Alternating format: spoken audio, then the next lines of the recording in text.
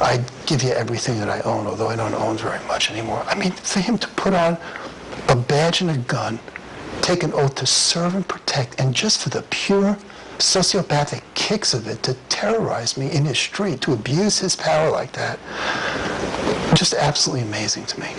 I know there's all sorts of therapists out there just rolling their eyes, shaking their heads right now at this point.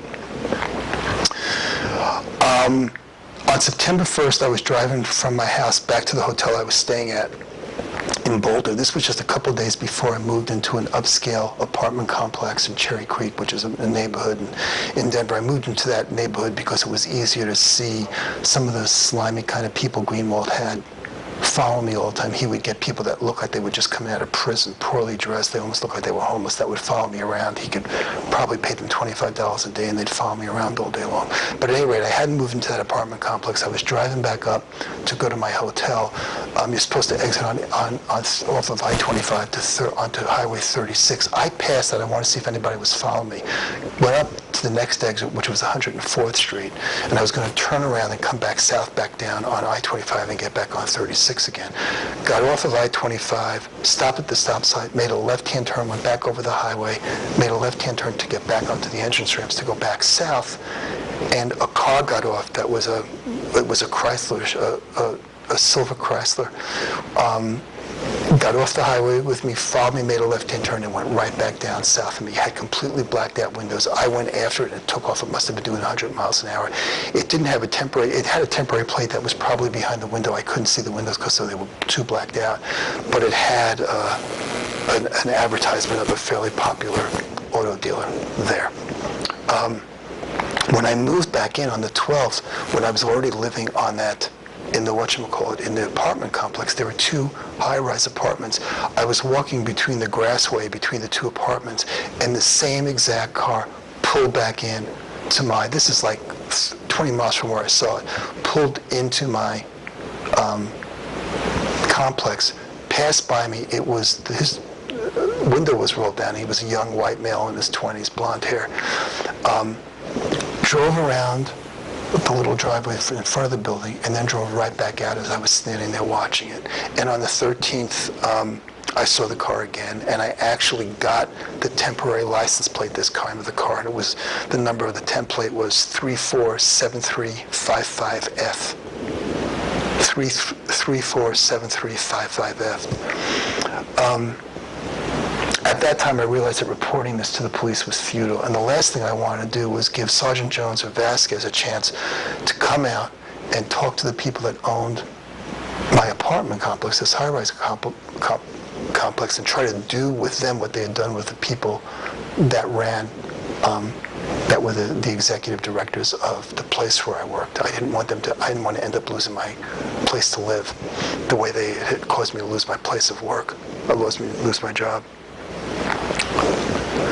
Once I moved in, I really limited the number of times I went out. I'd move in, I'd buy some food, and I'd kind of hang out there. I wasn't doing too much, and I was being followed. There were so many incidents that I was positive that I was being followed on foot or in car. And I saw many suspicious people in my building that were poorly dressed. And this was a very upscale building, and they didn't have great security, but they shouldn't have been in there. I put detailed information on all the incidents that happened in my apartment complex in my complete document. Hopefully I'll be able to attach that to this video if I can.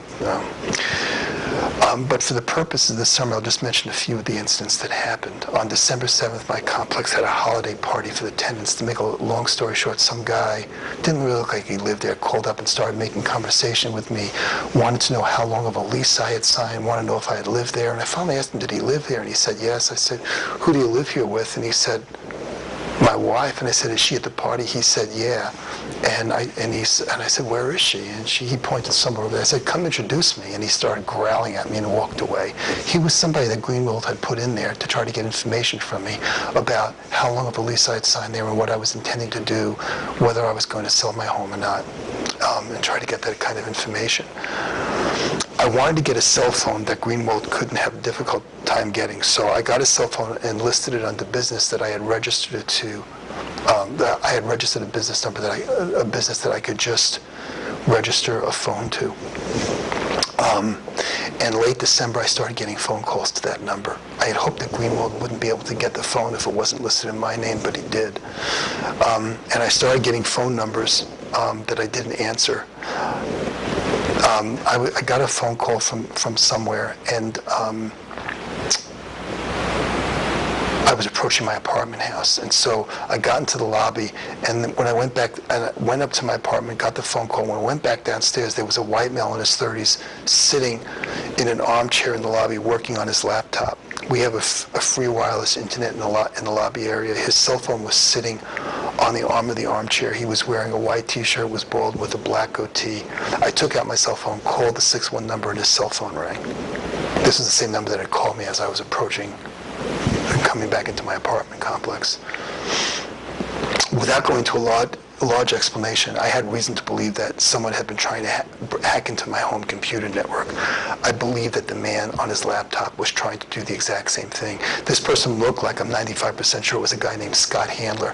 And the reason that made sense is that Scott Handler owned a bail bonds business, which would give him a lot of knowledge about who's coming in and out of prison. And as I said, I was being followed by so many different people who looked like they were really poor, almost homeless, and looked like they were kind of people that were just coming in and out of prisons. And that might have been the connection that Greenwald had to getting really cheap labor to follow me all over the place.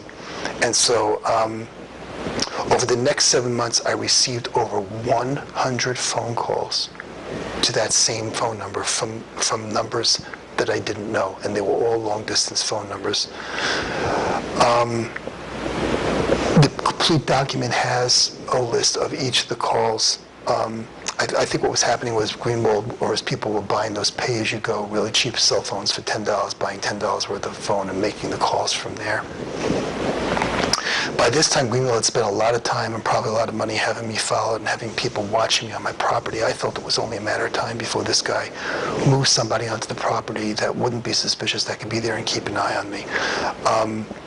The people that had lived next door to me moved out in December of 2007. I was afraid Greenwald would find out about this and move somebody in next to me. And in fact, that's exactly what he did. Once they moved in, at the very end of December, 2 guys from the Middle East moved in.